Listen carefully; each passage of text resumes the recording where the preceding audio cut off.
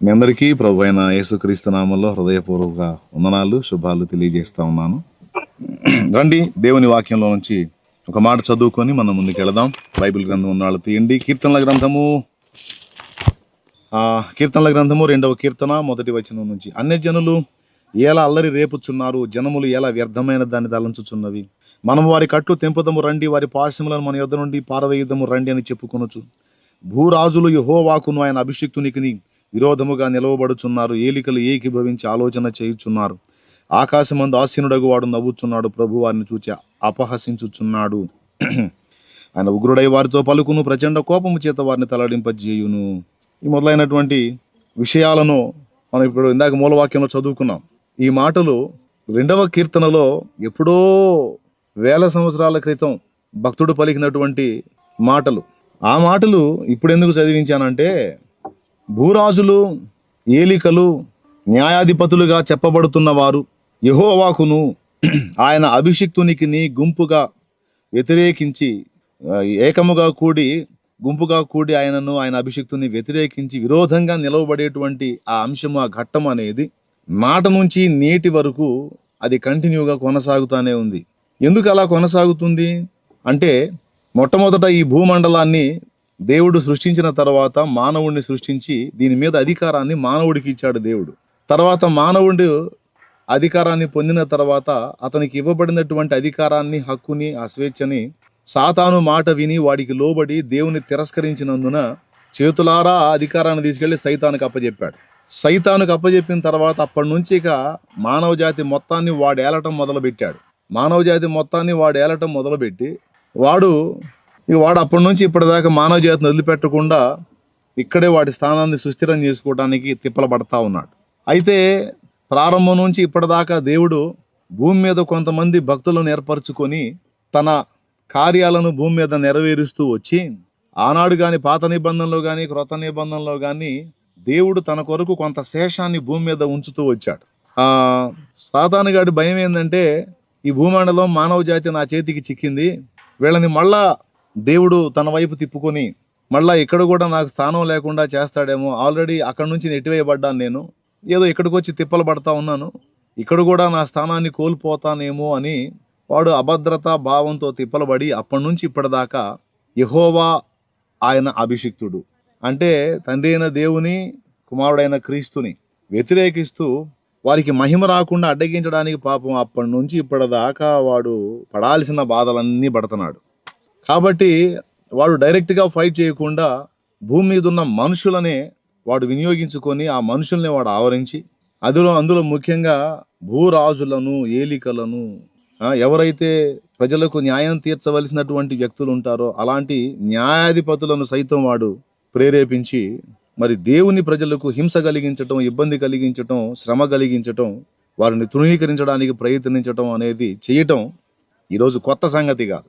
ఇది తరతరాలుగా, సంవత్సరాలుగా, అంటే వేల సంవత్సరాలుగా జరుగుతున్నటువంటి తంతే ఇది. అయితే ఇక్కడ నేను మీకు 2 విషయాలు చెప్పాలి. భూరాజులు, ఏలికలు, మరి ప్రజలకు న్యాయం తీర్చవలసినటువంటి న్యాయాధిపతులు అందరూ ఏకమై దేవుని ప్రజలను, ఆయన అభిషిక్తుని సంఘమును హింసించటం, బాధించటం, శోధించటం, వేధించటం అనేది జరుగుతున్నప్పుడు దేవుడు చూసి, వీళ్ళ తిప్పలను చూసి దేవుడు ఏం చేస్తున్నాడు అంటే, ఇక్కడ విచిత్రమైన మాట రాసుంది. ఆకాశమందు ఆసీనుడగు వాడు నవ్వుచున్నాడు.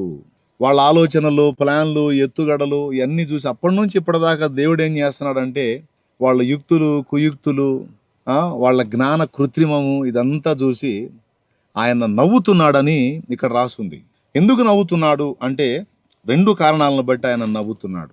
బాగా వినాలి. ఒక విచిత్రమైన విషయం చెప్తాను నేను మీకు. ఇప్పుడు దయచేసి ఎవరు మిస్ కావద్దు, నేను చెప్పే ఈ విషయాన్ని మీకు నవ్వు పుట్టించే సంగతి చెప్తాను నేను. గతంలో ఒకసారి నేను వాక్యం చెబుతూ ఒక విషయాన్ని మీకు చెప్పాను. దేవుడు మనుషుల్లో పనిచేయాలన్నా, సైతాను మనుషుల్లో పనిచేయాలన్నా విశ్వాసమే ఆధారము అని. ఎంతమంది గుర్తుందో మరి నాకు తెలియదు, కానీ దాదాపు చాలా స్పష్టంగా అది నేను చెప్పినట్టు నాకు బాగా గుర్తు. అది కూడా ఒకసారి కాదు, 2-3 సార్లు నేను ఆ విషయాన్ని అందించాను. దేవుడు భూమి మీద మనుషుల్లో పనిచేయాలన్నా, సైతాను పనిచేయాలన్నా ఖచ్చితంగా విశ్వాసమే ఆధారం అని చెప్పాను నేను. ఏది ఆధారం? విశ్వాసం. విశ్వాసాన్ని ఆధారం చేసుకుని దేవుడు కదులుతాడు. దేవుణ్ణి కదలకుండా కట్టి పడేసేది ఏదన్నా ఉంది అంటే అది అవిశ్వాసం. ఇప్పుడు విశ్వాసాన్ని బట్టి పేతురు నీళ్ళ మీద నడిచాడు. ఎప్పుడైతే సందేహం వచ్చి విశ్వాసం బలహీనపడిందో నీళ్లలో మునిగిపోసాగాడు. అంటే అవిశ్వాసము లేక సందేహం అనేది దేవుని శక్తిని అడ్డగిస్తుంది, దేవుని కార్యాలు జరగకుండా అడ్డుపడింది. కాబట్టి ఇప్పుడు దేవుడు తన పనులు నెరపాలంటే ఖచ్చితంగా విశ్వాసమే కావాలి. అయితే ఫస్ట్ నుంచి ఇప్పటిదాకా దేవుడు మనుషుల విశ్వాసాన్ని బట్టి పనిచేయటమే కాదు, సైతానుగాడి విశ్వాసాన్ని బట్టి కూడా చాలా పనులు చేశాడు. ఇది ఇప్పుడు మనం నవ్వుకోవాల్సినటువంటి సంగతి. దేవుడు తన కార్యాలను భూమి మీద జరిగించడానికి సైతానుగాడి విశ్వాసం కూడా ఉపయోగపడింది. సైతానుగాడి విశ్వాసం ఉంచడం ఏంది, సైతానుగాడి విశ్వాసం దేవుడికి ఉపయోగపడటం ఏంది అనేది మీకు డౌట్ రావాలి. మరి అదే కొంచెం డెప్త్గా ఆలోచిస్తే ఈ పాయింట్ మీకు అర్థమైద్ది. ఇప్పుడు సైతాను కూడా దేవుని సృష్టిలో భాగమే కదా, మనం దేవుని సృష్టిలో భాగమే, సృష్టికర్త దేవుడు.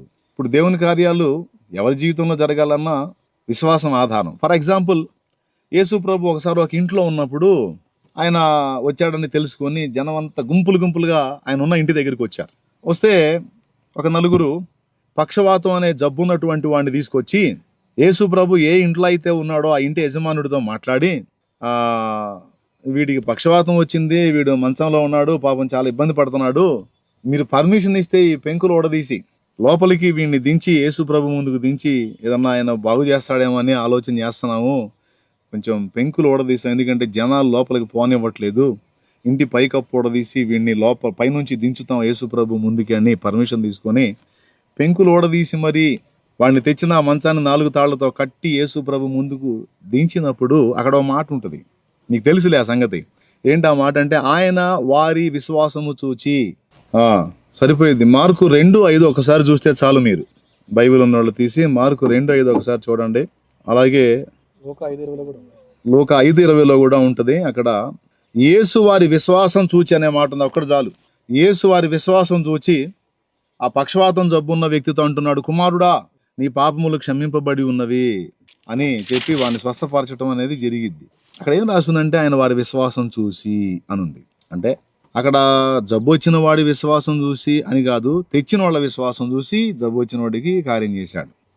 అట్లాగే మనం ఉంచిన విశ్వాసాన్ని బట్టి ఎదుటి వాళ్ళ విషయంలో కూడా కార్యాలు జరగటం అనేది దీన్ని బట్టి మనకు అర్థమైంది. అంటే మనం ఉంచే విశ్వాసాన్ని బట్టి కూడా ఎదుటి వాళ్ళ జీవితాల్లో కార్యాలు జరగటం అనేది దీన్ని బట్టి మనకు అర్థమైంది.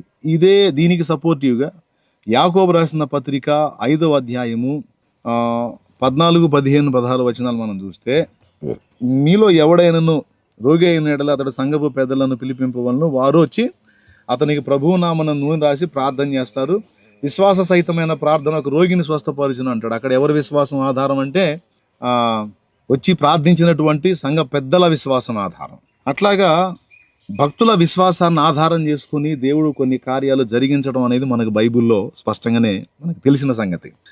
ఇప్పుడు నేను చెప్పే నవ్వు పుట్టించే సంగతి ఏంటంటే, చాలా కార్యాలు భూమి మీద చేసిన కార్యాలు కేవలం భక్తుల విశ్వాసాన్ని బట్టే కాదు, సైతానుగాడి విశ్వాసాన్ని బట్టి కూడా దేవుడు చేశాడు. సైతానుగాడికి విశ్వాసం ఎందుకు ఉంటుంది అంటే, నేను భూమి మీద మనుషుల్ని నా స్వాధీనంలోకి తీసుకున్నాను, దేవుడు మామూలోడు కాదు, దేవుడు ఏదో ఒకటి చేసి ఎలాగైనా నా చేతిలో ఉన్న ఈ మనుషుల్ని లాగేసుకుంటాడు అని వాడు విశ్వాసం ఉంచి, ఆయన చేతుల్లో మనుషులు చిక్కకుండా, ఆయన చేతికి దక్కకుండా మనుషుల్ని కాపాడుకోవడానికి వాడు ఎంతగా ప్రయాసపడ్డాడో ఆ ప్రయాస అంతా కూడా ఏమని సాక్ష్యం ఇస్తుందంటే, నా చేతుల్లోంచి ఈ మనుషుల్ని ఎట్లనైనా దేవుడు లాగేసుకుంటాడు అని వాడు విశ్వసించినట్టే అయింది అదంతా కూడా. ఎందుకంటే వాడు తపన పడుతున్నాడు కదా, టెన్షన్ పడుతున్నాడు కదా, దానికోసం వాడు ఎన్నో తిప్పల ప్రారంభం నుంచి ఇప్పటిదాకా వాడు పడుతున్న ప్రయాస అంతా కూడా ఏమని సాక్ష్యం ఇస్తుందంటే, దేవుడు జ్ఞానవంతుడు, దేవుడు బలవంతుడు, దేవుడు శక్తివంతుడు, దేవుడు ఎలాగైనా నా చేతుల్లోంచి వీళ్ళని లాగేసుకుంటాడు అని సైతాను రూఢిగా నమ్మాడు, విశ్వసించాడు కాబట్టే అడ్డగించడానికి ఇన్ని బాధలు పడుతున్నాడు. దీన్ని బట్టి మీకు ఏమర్థమైందో ఒకసారి మీరు చెప్పాలి. చూసారా వాడు ఎంత విశ్వాసం ఉంచాడో దేవుని మీద. మరి ఇప్పటిదాకా చాలా పనులు జరిగింది వాడి విశ్వాసంతో కూడా జరిగినాయి. ఒకవేళ వాడు నేను మనుషులందరినీ జయించాను, దేవుడు వీళ్ళని నా చేతుల్లోంచి తీసుకోలేడు అని నమ్మి వాడు ప్రశాంతంగా ఉన్నట్టయితే ఒకవేళ కొంత పని ఆగేదేమో దేవుడి పని. కానీ అలా కాకుండా వాడు నిరంతరం టెన్షన్ పడతా ఇంతమంది మనుషుల్ని నానా రకాలుగా కవ్వించుకుంటా దాడులు చేయించి దుర్మార్గాలు చేయించి, హింసలు చేయించి, అప్పటి నుంచి ఇప్పటిదాకా చూడండి. వాడు 11 మందిగా ఒక చిన్న గుంపుగా ఉన్నప్పుడు వాడు పాపం భయపడి, టెన్షన్ పడి వాడు పని చేయటం మొదలుపెట్టాడు. వాడు ఎంత నమ్మాడంటే ఈ 11 మందితో ఆగదు, ఇది ఇంకా పెరిగిపోయిద్ది, ఎట్లనన్నా దీన్ని ఆపాలని టెన్షన్ పడే కదా ఆ యెరూషలేములో ఉన్న వాళ్ళ నాయకుల్ని ప్రేరేపించి వీళ్ళకి వ్యతిరేకంగా తిప్పి అక్కడ వీళ్ళకి హింస కలిగించాడంటే, ఎందుకు కలిగించాడు హింస అంటే దేవుడు వీళ్ళని విస్తరింపజేస్తాడు అనే విశ్వాసంతోనే కదా. అది అలా జరగకుండా చేయటాన్ని కూడా అడ్డగించడానికి ట్రై చేసింది. కాబట్టి పాపం వాడి విశ్వాసమే నెరవేరి వాడి ప్రయత్నాలన్నీ విఫలమయ్యి ఆ 11 మంది కాస్త అక్కడి నుంచి బయలుదేరి అనేక సంఘాలుగా ప్రపంచం అంతా వ్యాపించింది. అసలు నన్ను అడిగితే నిజంగా మన విశ్వాసం కంటే కూడా సైతాను గాడి విశ్వాసం చాలా గొప్పదండి. ఎందుకంటే అసలు దేవుడి శక్తి మనకంటే బాగా వాడికి తెలుసు. దేవుని ప్లాన్, దేవుని ఐడియాలజీ, దేవుని ఆలోచన, దేవుడు ఏ విధంగా కార్యాలు చేస్తాడో, ఏ విధంగా ఆయన వ్యవహరిస్తాడో, ఆయన ఎంత మేధావో వాడికి తెలుసు. అందుకే వాడు అంత టెన్షన్ పడేది, అంత కంగారు పడేది. ఎట్లనన్నా కానీ నేను ఏది చేసినా సరే దాన్ని ఏదో ఒక రకంగా తనకు అనుకూలంగా ఉపయోగించుకోగలడు, మామూలోడు కాదు అనే గట్టి విశ్వాసం సైతాన్ గాడికి. నిజమే, ఎందుకంటే వాడు ఎరుగున్నాడు కదా పాపం, అప్పటి నుంచి దగ్గర నుండి చూశాడు కదా. అందుకని వాడు టెన్షన్ పడటంలో పాపం అర్థం ఉందిలే. ఏం చేద్దాం మరి, వాడి విశ్వాసమే నెరవేరుతుంది. ఇప్పుడు వాడి విశ్వాసం ఎలా నెరవేరుతుంది? అన్ని జనులు చూడండి మీరు, అన్ని జనుల్ని ఇప్పుడు అన్ని జనులు ఎంత టెన్షన్ పడుతున్నారో, అన్ని జనులు ఎంత ప్రజలు అవుతున్నారో అంత విస్తరించిపోతుంది చూడండి. ఆగిందా? ఆపగలరా? ఇప్పుడు మరి ఆగిపోవాలంటే ఏం చేయాలి? ఒకటే లాజిక్, అమ్మో ఇది విస్తరించిద్దేమో, ఇదంతా ఆక్రమించిద్దేమో, ఇది విస్తరించిద్దేమో, ఇది వ్యాపించిద్దేమో, అందరూ యేసుప్రభు బిడ్డలు అయిపోతారేమో అని వీళ్ళు నమ్మటం మానేయాలి. అప్పుడు ఆగిద్ది. కానీ అది మానేయలేరు వాళ్ళు. ఎందుకంటే సాతానుగాడు నమ్ముతానే ఉంటాడు, అన్ని జనులు కూడా నమ్ముతానే ఉంటారు. దేవుడు వాళ్ళ విశ్వాసాన్ని ఆధారం చేసుకొని తన బలమైన పనులు చేయటం ఖచ్చితంగా నెరవేరుస్తానే ఉంటాడు. జరుగుతుంది అది. అందుకని ఈ భూరాజులు, ఏలికలు వీళ్ళందరూ కలిసి ఆలోచన చేస్తున్నప్పుడు, ఆ యెహోవాకును ఆయన అభిషిక్తునికి విరోధముగా గుంపు కూడి ఆలోచన చేస్తున్నప్పుడు దేవుడు ఎందుకు నవ్వుతున్నాడంటే, అరే మీరు ఆలోచన చేసేటప్పుడే ఒకటి నమ్ముతున్నారా? ఏమి నమ్ముతున్నారంటే, ఎట్లనన్నా కానీ నేను భూమిని వశపరుచుకుంటానని మీరు నమ్ముతున్నారు. ఆ విశ్వాసాన్ని ఆధారం చేసుకుని నేను నా పనులు జరిగిస్తాను అని దేవుడు తన కార్యాలను బలముగా జరిగిస్తున్నాడు. ఇది మొదటి విషయం. రెండోది అంటే దేవుడు నవ్వడానికి కారణం చెబుతున్నాను. మొన్నేమో అన్యుల్ని చూపించాను గొప్ప విశ్వాసులని, ఈరోజు డైరెక్ట్గా సైతానుగానే చూపిస్తున్నా. దేవుని కార్యాలు బలంగా జరుగుతాయి. దేవుడు అయిపోయింది అనుకున్న దానిలో నుంచి మళ్ళీ మొదలుపెట్టే దమ్మున్నోడు. దేవుడు మామూలోడు కాదు, ఎట్లనన్నా కానీ తన కార్యాన్ని జరిగిస్తాడు, ఆయనే గెలుస్తాడు అనే విశ్వాసం వాడికి ఉంది అనేది ఈరోజు డైరెక్ట్గా సైతానుగాడే గొప్ప విశ్వాసాన్ని మీకు చూపించాను నేను. అవునో కాదో మీరే లాజికల్గా ఆలోచించి చూడండి. ఖచ్చితంగా నేను చెప్పిన పాయింట్ ఓకే అయ్యిద్ది, మీకు కరెక్టే అనిపిస్తుంది 100%. ఇకపోతే రెండవది, దేవుడు ఎందుకు నవ్వుతున్నాడు? ఆకాశమందు ఆసీనుడగు వాడు నవ్వుతున్నాడు. ఎందుకు నవ్వుతున్నాడు అంటే, ఇప్పటి వరకు భూమి మీద మనుషులు కదిలినటువంటి కదలికలన్నిటిలో ఎవరెవరు ఎన్ని రకాల కుట్రలు పన్ని, ఎన్ని రకాల ఎత్తుగాళ్ళు వేసి, ఎన్ని రకాలుగా పథక రచనలు చేశారో అవన్నీ అటు తిప్పి ఇటు తిప్పి వాళ్ళ మెడకే తగిలించే దమ్ము ఆయనకు ఉంది కనుక ఆయన చిద్విలాసంగా నవ్వుతుంటాడు. కొంతమంది భూమి మీద ఉన్నటువంటి భూరాజులు, ఏలికలు, జ్ఞానులు, వాళ్ళ కృత్రిమపు తెలివితేటలు, వాళ్ళ ఐడియాలజీ, పాపం అజ్ఞానులైన మానవుల విషయంలో ఆయన నెరవేరొచ్చు, కానీ దేవుని దగ్గర ఆయన నడవవు. ఎందుకంటే వీళ్ళ తలకాయల్లో బ్రెయిన్ పెట్టి ఆ బ్రెయిన్లో కొంత జ్ఞానం పెట్టినోడు ఆయన దగ్గర డ్యాన్స్లు వేస్తే ఎట్లా, ఆయన దగ్గర నాటకాలు వేస్తే ఎట్లా?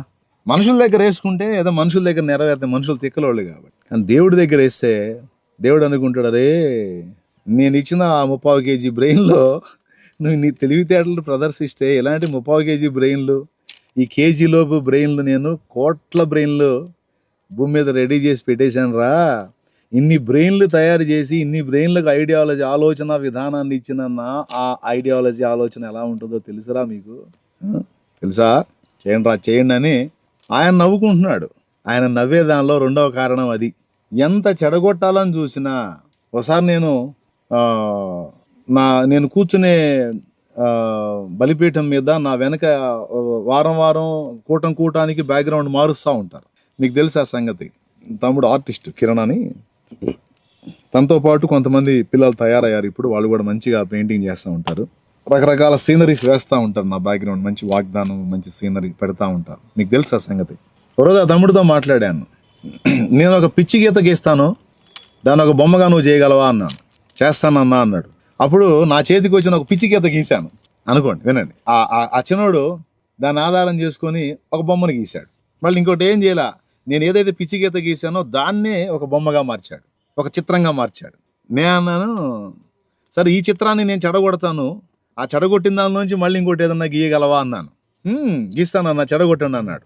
రెండు కారణాల చేత దేవుడు నవ్వుతున్నాడు అని చెప్పాను. ఇప్పుడు మొదటిది ఏంటంటే, ఏ సైతాను దేవుని కార్యాలు ఆటంకపరచాలనుకున్నాడో వాడి విశ్వాసాన్ని ఆధారం చేసుకునే దేవుడు తన రాజ్యాన్ని వ్యాపింపజేస్తున్నాడు. ఇది మొదటి సంగతి. రెండవది, మనకు బ్రెయిన్ ఇస్తే 30 కేజీ కూడా ఉండని ఈ బ్రెయిన్లో ఇన్ని తెలివితేటలు పెట్టుకొని మనం ఐడియాల మీద ఐడియాలు వేసి ఏదో కథలు చేస్తూ ఉంటే, ఇన్ని తలకాయల్లో బ్రెయిన్లు పెట్టినోడు ఎంత ముదురు. ఆ ముదురు దగ్గర మనం కథలు చేసి ఎట్ట కుదిరిద్ది? తిరిగి ఏదో ఒక విధంగా మనకి చేసే న్యాయం మనకి చేస్తాడు. ఇది బైబిల్ మొత్తం ఇచ్చిన సాక్ష్యం. దేవుణ్ణి తక్కువ అంచనా వేసి వీళ్ళు చేసేటువంటి ఆలోచనలు అన్నీ ఇన్ని కావు. ఏమండి, ఒక మాట చెప్తాను, ఏమన్నా న్యాయం.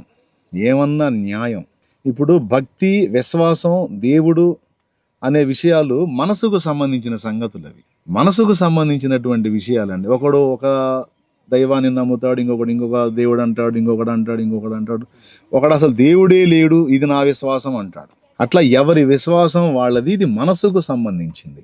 మనసుకు సంబంధించినటువంటి విషయాన్ని తీసుకొచ్చి ఒక వ్యక్తి తరతరాలుగా, ఒక జాతి తరతరాలుగా అంటరానితనం చేత దారుణమైనటువంటి తృణీకారానికి గురయ్యి తరతరాలుగా గాయపరచబడతా ఉంటే, రాజ్యాంగ రచన చేసేటప్పుడు వాళ్ళ దీన స్థితిని దృష్టించి వాళ్లకు కొన్ని ప్రత్యేకమైన భద్రతలను రాజ్యాంగం ఏర్పాటు చేసింది. భారత రాజ్యాంగం కొన్ని ప్రత్యేకమైన భద్రతల్ని. ఎందుకు అంటే దానికి కొన్ని కారణాలు ఉన్నాయి. భారతదేశం మొత్తం కూడా అధిక జనాభా ఉన్నటువంటి మతం ఏదైతే ఉందో, ఆ మత విశ్వాసం ఈ జాతిని, ఈ జనాంగాన్ని, ఆ జాతి జనాంగం ఎవరు మీకు తెలియదేముందిలే, దళితుల్ని ఎంత దారుణంగా వివక్షత చూపి, ఒక్క మాటలో చెప్పాలంటే ఒక జంతువుకి ఇచ్చిన విలువ కూడా మనుషులకి ఇవ్వకుండా అతి నీచమైనటువంటి సంప్రదాయాలను, ఆచారాలను పెట్టి తరతరాలుగా, వందల సంవత్సరాలుగా ఈ జాతిని, దళితుల్ని దారుణంగా క్షోభకు, వేదనకు, దుఃఖానికి, అవమానానికి గురి చేసింది ఒక మతం. ఆ మతం ఏదో కూడా మీకు తెలుసు. ఆ మతంలో కొన్ని ఆచారాలు ఉంటాయి. విధవరాళ్ళ విషయంలో కొన్ని ఆచారాలు ఉంటాయి. కొన్ని కులాలకు సంబంధించిన వారి విషయంలో కొన్ని ఆచారాలు ఉంటాయి. వాటన్నిటినీ బట్టి ఒక జంతువుకి ఇచ్చినటువంటి విలువ కూడా దళిత బిడ్డలకు ఇవ్వకుండా, వాళ్లకు కనీసం తాగేదానికి, నీళ్లు తాగేదానికి కూడా స్వేచ్ఛ లేకుండా చేసి, అరుగుల మీద కూర్చోనీయకుండా, అంటరానితనాన్ని అంటగట్టి, ఏమండి నోటికి ముంతగట్టి, ఏమండి నడుంకి తాటాకు గట్టి. ఎందుకంటే ఈ దళితులు రోడ్డు మీద నడిస్తే రోడ్డు మైలబడిపోయిద్దంట. దాని మీద ఇంకా అగ్ర కులాలు నడవకూడదంట, నడిస్తే వాళ్ళకి అంటంట. అందుకని మీరు నడుస్తా వెళ్ళేటప్పుడు మీ నడుంకి తాటాకు కట్టుకోవాలి, తాటాకు కట్టుకుని నడవాలి. నడుస్తూ ఉంటే అప్పుడు మీ అడుగులన్నీ తాటాకు తెడుపుకుంటూ వెళ్తుంది, అప్పుడు మేము నడుస్తాం అని అడుగులను కూడా వెయ్యనీయకుండా, నీళ్లు తాగనీయకుండా, చదువుకోనీయకుండా, దేవుడి పేరుతో జరిగే తంతులోకి ఎంటర్ కానీయకుండా, ఆఖరికి పశువుకి దున్నపోతు కూడా జుట్టు గొరిగేటువంటి వ్యక్తులు ఒక దళితుడికి కటింగ్ చేయాలంటే పో అంటరానోడా అని తృణీకరించి, దారుణంగా జంతువులకి ఇచ్చే విలువ కూడా ఇవ్వకుండా, చదువుకోనీయకుండా, దేవుని దగ్గరకు రానియకుండా, సమాజంలో కలవనీయకుండా, నీళ్లు తాగనీయకుండా, నలుగురిలో కూర్చోనీయకుండా, నలుగురిలో బతకనీయకుండా, నలుగురిలో నడవనీయకుండా, ఇలా చెప్పుకుంటూ పోతే ఎన్ని రకాలుగానో దారుణాలు దారుణాలు అవమానాలు చేసి దుర్మార్గం చేసి ఇంత ఇది చేస్తే రాజ్యాంగ రచనలో అన్నాళ్ళు వాళ్ళు పడ్డ బాధలన్నిటినీ ఎరిగినటువంటి ఒక మహనీయుడు వాళ్లకు కొన్ని ప్రత్యేకమైన హక్కులు కల్పించి వాళ్ళని భద్రపరచడానికి, సమాజంలో వాళ్ళు కూడా నైతికంగా తల ఎత్తుకొని తిరగటానికి కొన్ని ఏర్పాట్లు చేస్తే ఈరోజు తీర్పులు ఎలా ఉన్నాయంటే మళ్ళా ఇదిగో మీకు ఏమాత్రం మార్పు రాలేదు, న్యాయస్థానాలు కూడా మిమ్మల్ని ఇప్పటికీ వెలివేస్తానే ఉన్నాయి, మిగిలిన వాళ్ళు ఎవ్వరికీ లేని చట్టాలు మీకు మాత్రమే అప్లై అవుతాయి అని ఈరోజు కూడా లేటెస్ట్గా మరి కొన్ని తీర్పులు, ముఖ్యంగా సర్వోన్నత న్యాయస్థానంగా మనం గౌరవించేటువంటి సుప్రీంకోర్టు జడ్జిమెంట్ అది చాలా హృదయాన్ని కలచివేసే విధంగా అనిపించింది. ఇది నా ఒక్కడి అభిప్రాయం కాదు, సమాజంలో ప్రజలందరి అభిప్రాయం. చాలామంది దీని విషయంలో గాయపడి గుండెకోతకు గురై స్పందిస్తూ ఉన్నారు. అంటే మిగిలిన ఏ వర్ణాల వారైనా తమకిష్టం వచ్చినటువంటి భక్తి మార్గంలోకి వెళ్ళొచ్చు, తమకిష్టం వచ్చిన విశ్వాసంలోకి వెళ్ళొచ్చు, కానీ దళితుడికి మాత్రం ఆ స్వేచ్ఛ లేదు. దళితుడికి ఆ స్వేచ్ఛ లేదు. అంటే దళితుడంటే సర్వోన్నత న్యాయస్థానానికి కూడా ఇంత చిన్న చూపు ఉంటుందని నేను అసలు భావించలేదు. మరి ఎవ్వరికీ లేని ఈ ఈ చట్టాన్ని లేకపోతే ఈ తీర్పుని దళితులకు మాత్రమే ఎందుకు ఇచ్చారు? దళితులకు మాత్రమే ఎందుకు ఇచ్చారు? ఇప్పుడు ఎస్టీ ఉన్నాడు, ఎస్టీ వేరే మతంలోకి మారితే వాని స్థానం అంతే ఉంటుంది. బీసీ ఉన్నాడు, బీసీ వేరే మతంలో మారితే వాడు బీసీగానే ఉంటాడు. ఓసీ వేరే మతంలో మారితే వాడు ఓసీగానే ఉంటాడు. ఒక ఎస్సీ మాత్రం వేరే మతంలోకి మారితే ఎందుకని అతని హక్కులు పోగొట్టుకుంటున్నాడు? ఎందుకు పోవాలి? అంటే ఎస్సీలు అంటే సర్వోన్నత న్యాయస్థానాన్ని కూడా చిన్న చూపేనా? అరే ఎంత దారుణం ఇది. ఏమండి, ఒక మాట, మతం అంటే అభిప్రాయం అయినా నాకు అర్థం కాదు. భారతదేశంలో హిందూ మతాన్ని, సిక్కు మతాన్ని, బౌద్ధ మతాన్ని అధికారిక మతాలుగా రాజ్యాంగం ప్రకటించిందా? ఈ 3 మతాలే అధికారికమైన మతాలు. హిందూ మతం అధికారిక మతం. ఇప్పుడు ఉదాహరణకి మీకు ఒక మాట చెబుతానండి. జాతీయ జెండా మువ్వన్నెల జెండా, జాతీయ గీతం జనగణమన, జాతీయ జంతువు పెద్ద పులి. ఏమండి, అలాగే మరి జాతీయ మతంగా హిందూ మతాన్ని చేశారా? సిక్కు మతాన్ని చేశారా? బౌద్ధ మతాన్ని చేశారా? ఏ మతాన్ని చేశారు? ఏ మతం జాతీయ మతం అని రాజ్యాంగంలో రాసి ఉంది? ఏ ఆర్టికల్లో ఉందో దయచేసి చెప్పాలి. ఫలానా మతాలు అధికారిక మతాలు, ఇక్కడ ఈ మతాలే ఉండాలి, ఈ మతాల్లోనే ఉండాలి, ఇంకా వేరే మతంలోకి వెళ్ళకూడదు, వెళితే వాడు తన హక్కును కోల్పోతాడు అని ఏ ఆర్టికల్లో చెప్పారు? మరి ఎప్పుడు దీన్ని చట్టం చేశారు? ఏ విధంగా చేశారు? నాకైతే అర్థం కావట్లా. మరి ఆర్టికల్ 15, ఆర్టికల్ 25, ఆర్టికల్ 15లో ఏముంటుందంటే జాతి, మత, కుల, లింగ వివక్షత చూపకూడదు. ఆర్టికల్ 15లో ఉంటుంది. ఆర్టికల్ 14, 15. అలాగే ఆర్టికల్ 25లో ఒకడు భారతదేశ పౌరుడు, ఏమంటే భారతదేశ పౌరుడు అంటే దళితుడు మినహాయించి అని లేదండి. ఏమండి, దళితుడని లేదండి. దళితుడు ఒక్కడే మినహాయింపని లేదండి. అంతరాత్మ ప్రబోధానుసారం ఒకడు తనకిష్టం వచ్చినటువంటి మతమును అవలంబించవచ్చు, దాని ప్రచారం కూడా చేసుకోవచ్చు అని ఆర్టికల్ 25లో ఉంది. అంతేగాని ఇదిగో ఈ మతం అధికారిక మతం, ఇందులోనే ఉండాలి, ఇందులో నుంచి పక్కకు పోతే మీకు హక్కులు వర్తించవు అనే అభిప్రాయాన్ని రాజ్యాంగంలో ఎక్కడ కూడా వెల్లడి చేయలేదు, ఏ ఆర్టికల్లో లేదు. మరి దేని ఆధారంగా? ఇప్పుడు నేను 341 ఆర్టికల్ అంటే 341లో చెప్పబడిన దాని ప్రకారం మేము జడ్జిమెంట్ ఇచ్చామని సుప్రీంకోర్టు వారు సెలవిచ్చారు, గౌరవ సుప్రీంకోర్టు వారు. మరి అప్పుడు మరి ఆర్టికల్ 15, ఆర్టికల్ 25 అలాగే మరికొన్ని ఆర్టికల్స్లో భారతదేశంలో ఉన్నటువంటి పౌరులందరికీ ఇవ్వబడినటువంటి హక్కులను ఇది శాసిస్తుంది కదా ఈ జడ్జిమెంటు. ఏమంటే అంటే ఒక ఆర్టికల్ని రెస్పెక్ట్ చేస్తూ మిగిలిన 3-4 ఆర్టికల్స్ని తృణీకరించినట్టుగా అవుతుంది కదా, తుంగలో దొక్కినట్టు అవుతుంది కదా. మరి సమన్యాయం జరిగించాలి కదా. అంటే అడిగేవాళ్ళు లేడు, ప్రశ్నించేవాళ్ళు లేడు, గొంతెత్తేవాళ్ళు లేడు. ఎందుకంటే మిగిలిన వాళ్ళు అయితే పాపం పోరాటాలు చేస్తారు, కానీ దళితులు ఏం చేస్తారండి? దళితులు పాపం అనే వివక్షత అనేది ఎక్కడో పల్లెటూళ్ళలో అక్కడక్కడ ఉందనుకున్నాం, కానీ ఇది top to bottom, bottom to top అన్నదాకా చివరికి సర్వోన్నత న్యాయస్థానం దగ్గర కూడా ఇలాంటి వివక్షత కనబడటం మనకి చాలా గాయం కలిగించే విషయం. నాకైతే చాలా గాయం కలిగించింది. దీని విషయంలో మాట్లాడకుండా ఉండలేకపోతున్నా. ఒక మాట సరే పర్వాలేదండి, ఇప్పుడు అందరూ దీని విషయంలో మాట్లాడాలి, స్పందించాలి. భారతదేశం యొక్క గొప్పతనం ఏంటంటే కోర్టులు సుప్రీం కాదు, భారతదేశంలో ప్రజలు సుప్రీం. ప్రజలు సుప్రీం అండి. ప్రజల కొరకు కోర్టులు ఉన్నాయి, ప్రజల కొరకు చట్టాలు ఉన్నాయి, ప్రజల కొరకు ప్రజాప్రతినిధులు ఉన్నారు, ప్రజల కొరకు నాయకులు ఉన్నారు, ప్రజల కొరకు అధికారులు ఉన్నారు. భారతదేశంలో ప్రజలే రాజు. భారతదేశంలో వేరే రాజు లేడు, ప్రజలే రాజు. అంతేగాని ప్రజల కొరకు కోర్టులు, ప్రజల కొరకు తీర్పులు, ప్రజల కొరకు చట్టాలు, ప్రజల కొరకు రాజ్యాంగం, ప్రజల కొరకు అధికారులు, నాయకులు అందరూ పని చేయాలి. ఇక్కడ ప్రజలు సుప్రీం.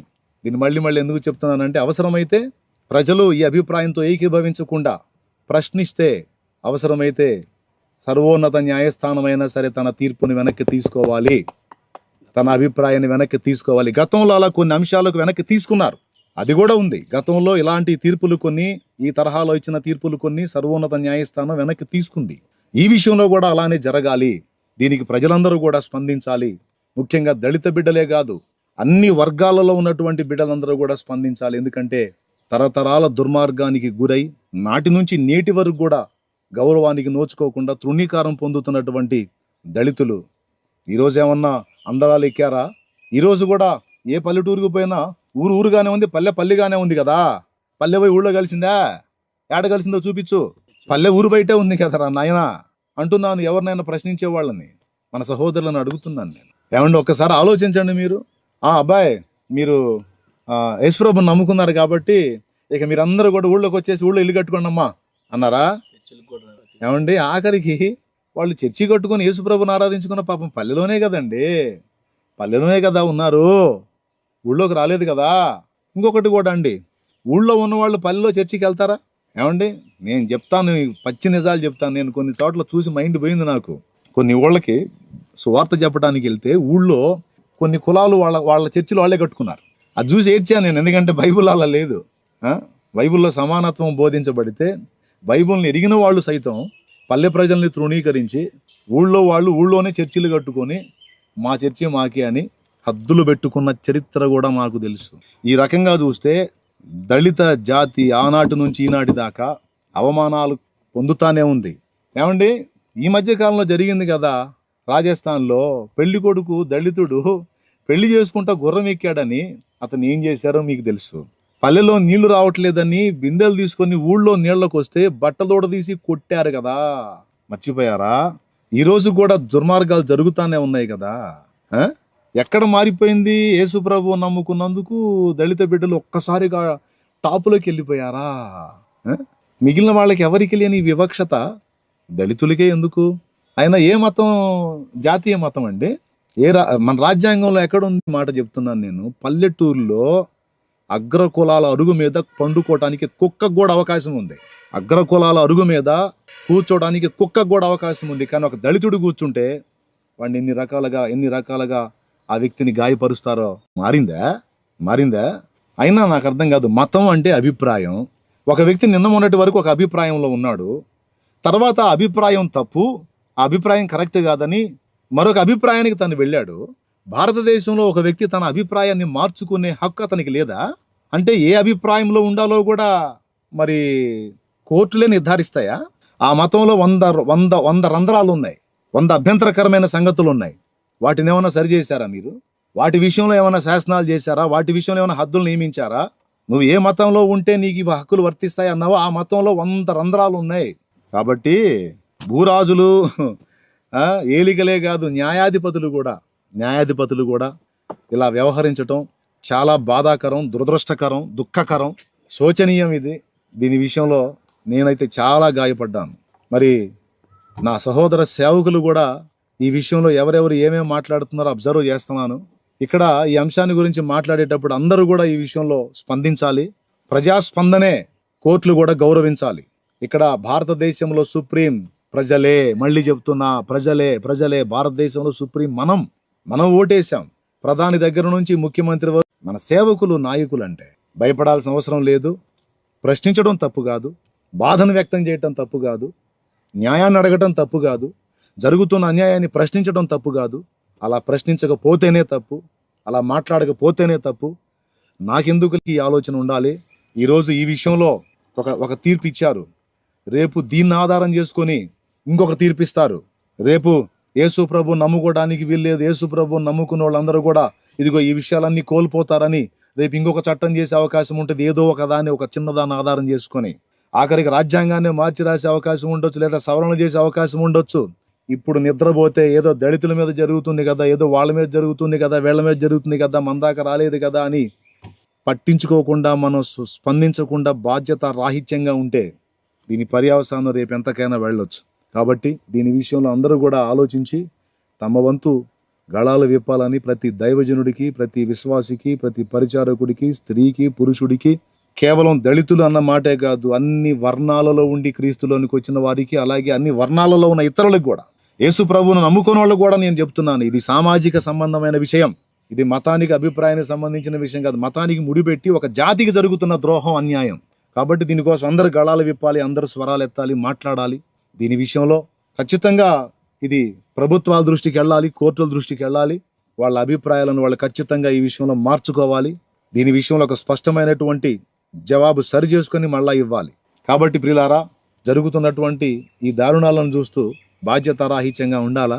లేదు. మనం ఎంతవరకు స్పందించాలో, ఎంతవరకు మనం మన వంతు పని చేయాలో, నిన్ను నమ్ముకున్న వాళ్ళని మళ్ళా ఈ అంధకారంతో నిండిన మతంలోకి తీసుకొని రావడానికి జరుగుతున్న కుట్ర, దీనిలో అందరూ ఏకీభవిస్తున్నారు. దేవ ప్రార్థించండి. ఎందుకు నేను ఇప్పుడు అందుబాటులోకి వచ్చాను అంటే ఖచ్చితంగా ఈ విషయాల్లో మాట్లాడాలి. నా వంతుగా నేనేం చేయాలో నేను చేస్తున్నాను. ప్రతిదీ మీకు అన్ని నేను హెచ్చులెచ్చులుగా ఇది పొడిశాను, అది పొడిశాను చూపించాల్సిన అవసరం లేదు. పగడాల ప్రవీణ్ అన్న హత్య విషయం దగ్గర నుంచి ప్రతిదీ కూడా నేను చేయాల్సినటువంటి ఆలోచనలు నేను చేస్తున్నాను, నేను చేయాల్సిన ప్రయత్నాలు నేను చేస్తున్నాను. అన్యాయం కాదా ఇది? నియంతృత్వ ధోరణి కాదా? కాబట్టి దీని విషయంలో ప్రశ్నించండి, అలాగే ప్రార్థించండి.